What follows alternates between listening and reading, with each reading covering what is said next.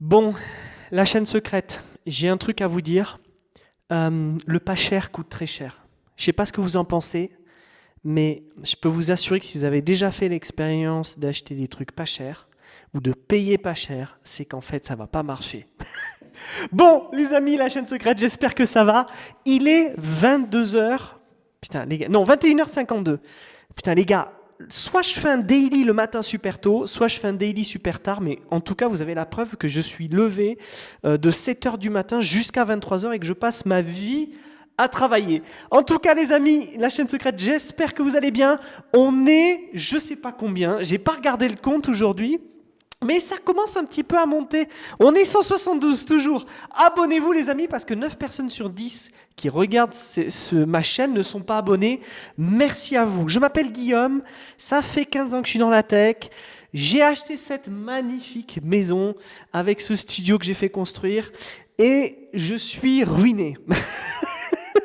Je suis complètement ruiné actuellement. Il me reste 5 euros sur mon compte. Je vous avoue, j'ai une agence, j'ai des entreprises, je dois me payer un petit peu, ça va arriver. En fait, j'attends un paiement qui a été bloqué, qui est un truc terrible, j'en ai marre. Mais bon, c'est comme ça, c'est la vie, il faut relativiser dans la vie, c'est comme ça. Alors, l'histoire que je vais vous raconter aujourd'hui, putain, j'adore faire des daily. J'adore faire des daily. Si vous êtes arrivé jusque-là, mettez un emoji aubergine. Allez. Bon, l'histoire que je vais vous raconter aujourd'hui, c'est une histoire vraie. C'est une histoire qui m'est arrivée là ces 2 derniers jours. Et si vous avez vu le daily de l'autre jour, là, quand je me suis levé à 5 heures du matin pour sauver la mise à une entreprise américaine, c'est de cette entreprise-là que je veux parler. Bon, je vous raconte. J'ai un ami américain très sympathique qui vit à Nashville, dans le Tennessee. Et Nashville, ville que j'adore. J'y suis allé 2 fois, on est allé avec ma femme et mes enfants 2 fois. C'était formidable. On est allé voir mon cher ami, dont je ne vais pas citer le nom. De toute façon, il ne comprend pas le français, il ne regarde pas mes daily. Mais c'est un ami que j'aime beaucoup, que j'estime beaucoup. Enfin, j'estime beaucoup. Je l'estime pas autant que quelqu'un de ma famille, mais vous avez compris, quoi. C'est quelqu'un, c'est un entrepreneur, il a une très belle boîte. Et il est en train de monter une seconde boîte qui est censée sauver la première. C'est le début de l'histoire, suivez bien.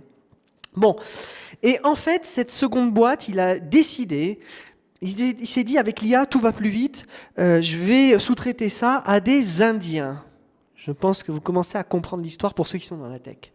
Je vais sous-traiter ça à des Indiens et qu'est-ce qui pourrait se passer de mal? En plus, ils sont pas chers, ça va me coûter 20 000 dollars sur 6 mois et ils vont me produire quelque chose.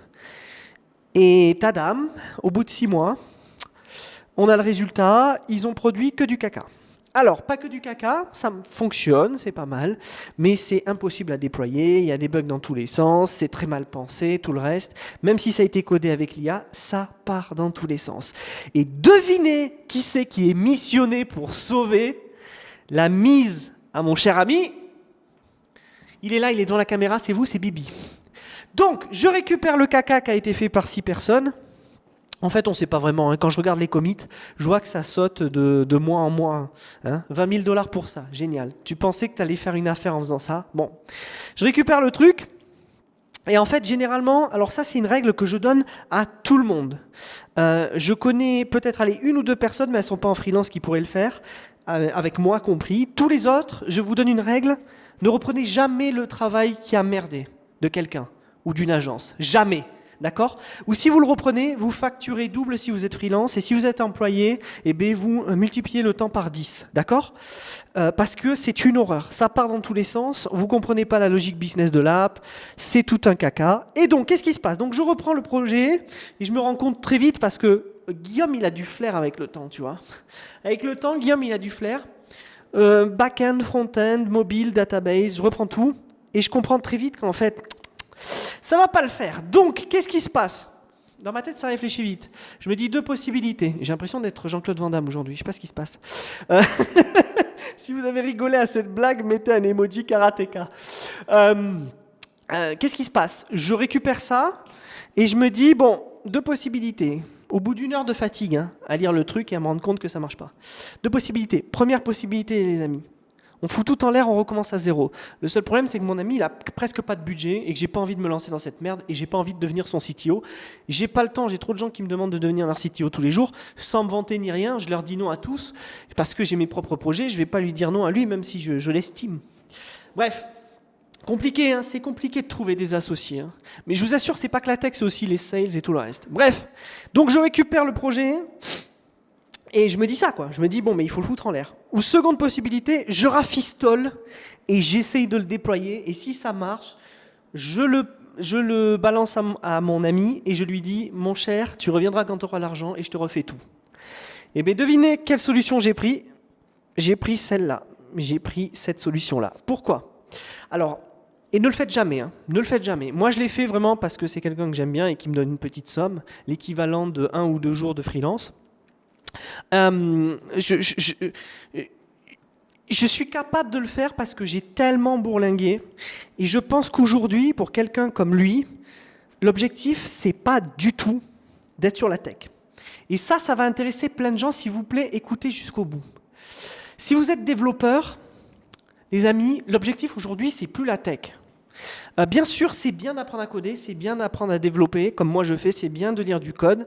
Mais moi, j'ai atteint un tel niveau de seniorité que c'est pas difficile pour moi et l'apprentissage est fluide. Il est pas, comment dire, il est pas l'apprentissage.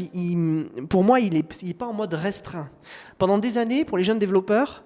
Les 2, 3, 4, 5 premières années, quand on arrive dans une boîte, on apprend énormément de choses et on est en mode restreint. C'est-à-dire le soir, on est fatigué, on tombe dans des trucs, on essaye de voir comment ça fonctionne et tout. Au bout d'un moment, votre cerveau, il switch petit à petit. Et en fait, vous êtes capable en fait, d'absorber beaucoup plus de connaissances plus facilement et vous n'êtes pas en mode restreint, vous êtes plus en mode ouvert. Moi, ça fait des années que je fais ça, donc ça fait longtemps que mon cerveau est en mode ouvert et que quand je lis par exemple du Go ou du Python et que je ne suis pas un expert en Go ou Python, j'arrive en fait à déceler qu'est-ce qui est fait en dessous parce que je suis un programmeur. Ça fait des années que je fais ça. Bon, si je devais commencer aujourd'hui, et je sais qu'il y a des jeunes qui m'écoutent comme Gaëtan par exemple, je te passe le salut mon Gaëtan, ne pars pas sur ça. Ce qui compte, c'est de devenir un développeur business ou produit, et notamment avec l'IA. Il faudra que je fasse un autre live là-dessus. Qu'est-ce que ça veut dire ? Ça veut dire qu'en fait, l'objectif, il n'est plus du tout de coder. L'objectif, il est de comprendre le produit et créer un business. Fin de l'histoire. Alors, je vais commencer plutôt par créer un business et comprendre le produit. Et si possible, un agent IA. On en reparlera. En gros, ce qui compte, c'est plus de faire ce que moi j'ai fait pour mon ami.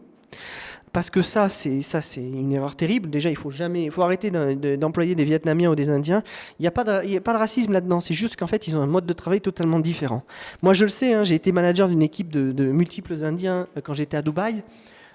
On n'est pas du tout sur le même type de boîte qu'en Occident. Hein. Ils n'ont pas la même culture, ils n'ont pas la même approche, ils n'ont pas la même réflexion. Ils peuvent avoir le même intellect, mais ils n'ont pas la même détermination. Ils ne viennent pas d'un monde capitaliste. Ils ne sont pas dans une optique de travail efficace et tout le reste. Ils sont dans une optique de livraison. Or, dans ces métiers-là, dans la tech, il faut absolument être dans une optique de solidité et non pas dans une optique de livraison. Mais avec l'IA, c'est un peu contre-intuitif ce que je vais vous dire. Maintenant, ce qui compte, les amis, c'est plus que vous soyez en mode « j'apprends à coder ». Il faut que vous soyez en mode « il faut que j'apprenne à trouver un business et à le rendre rentable ». C'est ça qui va compter dans les boîtes. Pendant des années, les startups ne gagnaient pas d'argent. Maintenant, c'est plus possible. Il faut absolument que les boîtes gagnent de l'argent. Et si vous êtes jeune, tournez-vous vers ce côté business. Quitte à partir sur autre chose que le code, partir sur de l'e-commerce, partir sur de la newsletter. Ça, c'est des trucs que personne ne fait. Enfin, je veux dire, j'ai beau le répéter pendant tout, mais tout le monde fait la même chose. Soit vous faites des formations, soit vous faites des SaaS à télécharger ou des SaaS à utiliser. C'est mort de faire ça, les amis. Arrêtez de faire ça. Partez sur d'autres business. Et les business de contenu, par exemple, sont géniaux. Il y a du monde, mais il y a de l'argent. Ça fonctionne de faire du contenu. Alors attention, je ne parle pas forcément du contenu vidéo, je vous parle d'un contenu newsletter ou d'un contenu privé, de l'infoprenariat. Tout ça, ça fonctionne.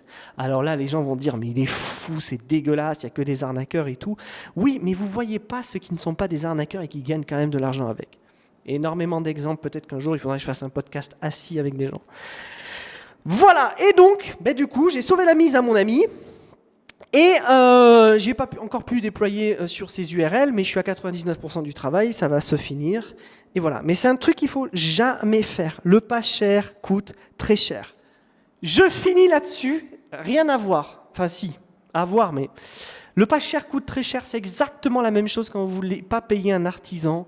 Il va vous faire des travaux dégueulasses. Quand vous ne voulez pas payer un service, ça va être dégueulasse. Ou quand vous prenez Ryanair et que vous ne prenez pas plutôt EasyJet, à la limite c'est mieux. Ou même Air France, même si Air France est très cher. Bon, voilà les amis, c'était le daily du jour. Écoutez, si vous êtes restés jusqu'ici, mettez un emoji cerise. Je sens qu'il va y avoir Pierre, il va y avoir Gaëtan, peut-être David qui vont mettre tous les emojis. C'est assez cool. Mais c'est trop bien les amis, c'est trop bien. J'espère que mes exemples seront parlants pour vous et que ça vous incitera vraiment à revoir votre copie. Très dur de trouver un emploi en 2026. Je pense même malheureusement que c'est mort, c'est bientôt fini. On en reparlera ça dans un autre daily. Mais si vous avez l'occasion de lancer un business et de vous lancer là-dedans, faites ce que je vous ai dit, d'accord ? Faites ce que je vous ai dit. La chaîne secrète, je vous dis à bientôt. Ciao !